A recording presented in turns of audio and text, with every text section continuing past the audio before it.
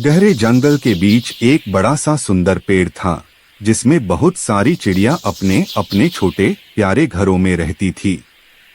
एक रात अचानक तेज हवा और बारिश आई और उस हवा में एक छोटी सी चिड़िया का घर टूटकर गिर गया। बेचारी चिड़िया के साथ उसके 3 नन्हे नन्हे बच्चे थे, जो ठंड और डर से कांप रहे थे।